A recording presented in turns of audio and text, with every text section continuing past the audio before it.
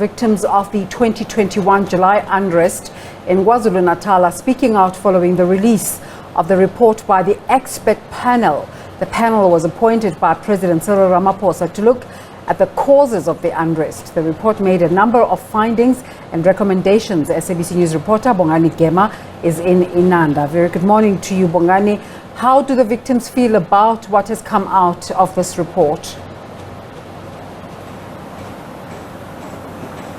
Well, a very good morning to you and good morning to our SABC viewers. As you said, we are at Inanda, just across from the Phoenix area. As you know, during the July unrest, this is where we saw the racial influence or rather racial-fueled tensions that engulfed this area. Right now, we are at Inanda, a Dube village in a BP garage that was attacked by the looters who came into this area and rather trashed every shop that is here. I'll just ask my colleague Kumar to show you the work that is taking on here. They are rebuilding this garage. This used to be a BP garage that was operating in this area, servicing communities from Inanda, Chepeni, Kwamashu, Ntuzuma.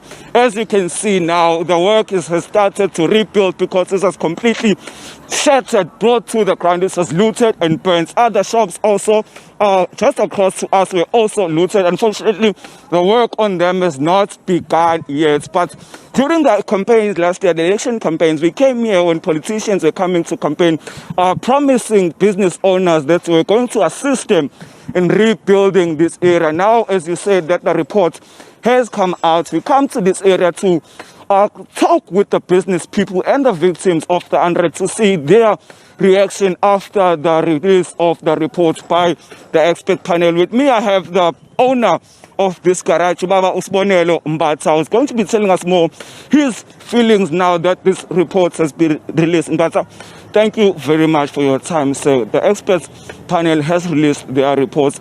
They are raising a number of issues, saying that the police, for example, did not react efficiently. The intelligence was not in a good condition to curb the unrest. Your reaction to all this?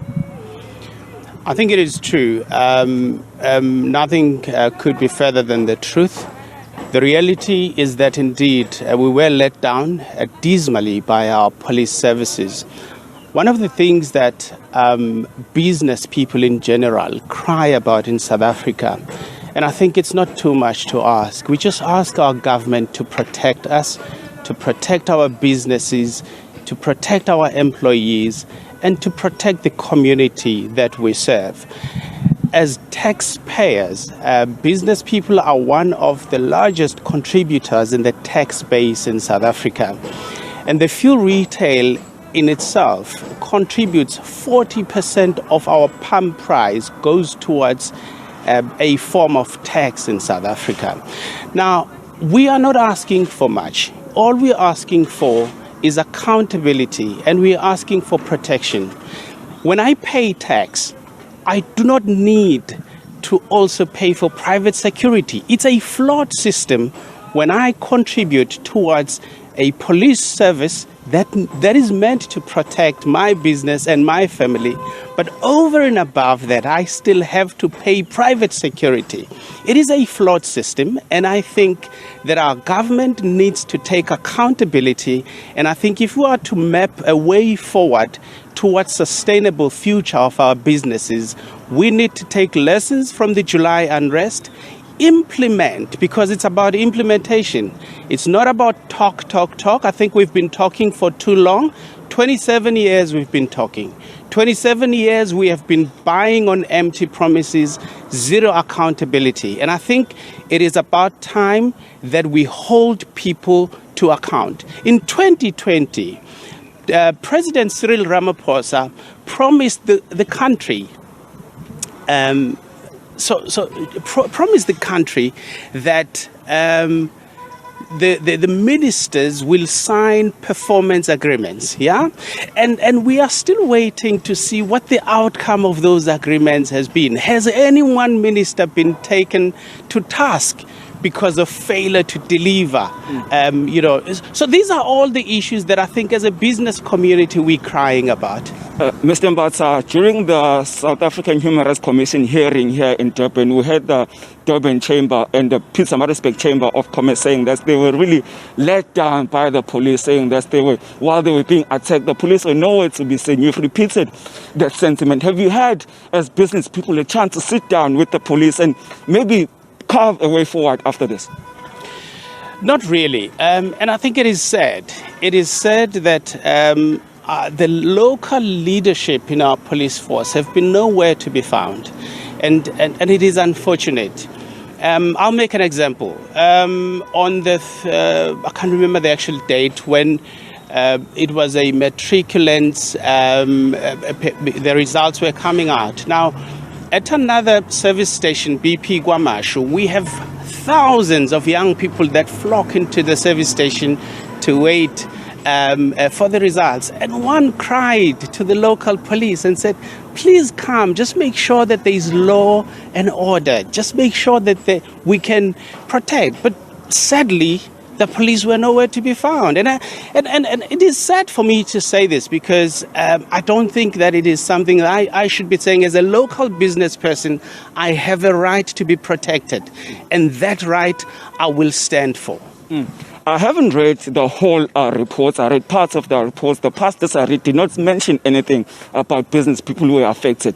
Just tell us the kind of assistance that you received from government. Off air, you were telling me how costly it has been for you to start over your garage. Others that were affected, you mentioned that they are now operating because they were not burnt to the ground. However, this one was burnt to the ground. It was very costly for you. So I think there's one thing that perhaps the public needs to know, and South Africans in general. Yeah, we've got something called politics, and then we've got something called political talk, and we've got a reality on the ground. And I think, as politicians, they have every right to come out and you will see the headlines that so and so visited affected areas, but you never see anything saying what has happened after the visit. And I think it's been the nature, that we've lived with as business people over the last, I don't know, however long it has been. To answer your question, really not much has been done. Am I talking for everyone? Certainly not. There would be those that would say, yes, government has helped me in this and that. But I am one of those that have been vocal to say, government will dangle the fruit. They will say, business people, here is what we can do for you. But the problem then is that fruit has got a lot of red tape around it, yeah? When you are meant to now go and say, hey, you promised that there is so much funds and please make those funds available. The very first thing they ask you about is, have you got a tax clearance certificate, yeah?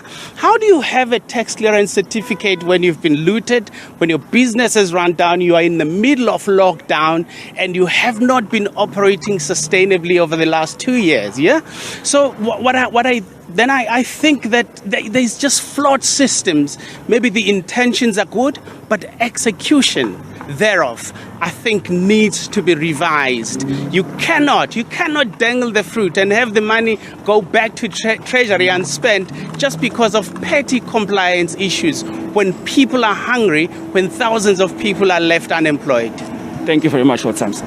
Thank you. Well, that was Bongani Gema, the owner of the BP garage that we are standing on, that was looted and burnt down in July, saying that they are vindicated by the report that has pointed to the inefficiencies in the security cluster, and the police and intelligence saying that cabinets, in fact, must take accountability. Now, I remember we stood here with Mr. Mbatha last year when politicians were coming to promise him assistance, saying that as we speak now, little of those promises have come to fruition. We are going to track down other victims of the unrest as the day progresses, but for now, let's take it back to you in studio.